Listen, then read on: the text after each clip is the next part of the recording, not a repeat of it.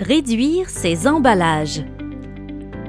On peut distinguer les emballages naturels des emballages industriels. Par exemple, on parle d'emballage naturel lorsque l'on pense à la protection naturelle d'une banane. À l'inverse, le polystyrène accompagné de cellophane qui protège certains aliments que l'on peut retrouver au marché est un emballage industriel.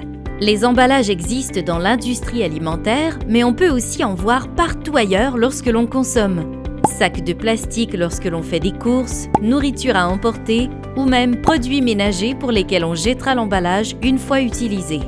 L'enjeu du suremballage se trouve dans les ressources utilisées et dans les déchets produits. Des tonnes de matières premières sont extraites et transformées quotidiennement simplement pour emballer les produits que l'on achète. Lorsque l'on a utilisé le produit acheté, son emballage n'a plus d'utilité. On doit alors le jeter et on crée ainsi une quantité de déchets qui ne cesse d'augmenter. Un simple verre en plastique non recyclable prendra 450 ans pour se décomposer.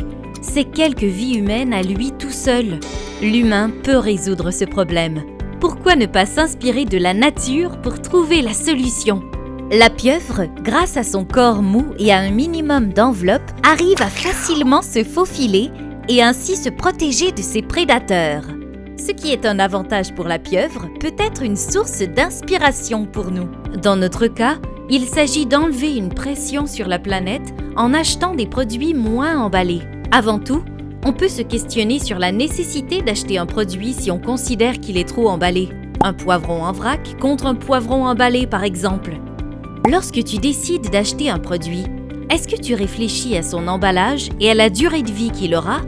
S'il est non recyclable et que tu le jetteras en arrivant chez toi, ça vaut la peine de se demander s'il existe une alternative. Les produits en vrac sont une solution efficace à cet enjeu et les produits frais sont généralement moins emballés également. Finalement, il est parfois possible d'amener des contenants réutilisables à l'épicerie ou dans des commerces. Soyons sages, engageons-nous dans des défis comme ceux de carbone scolaire.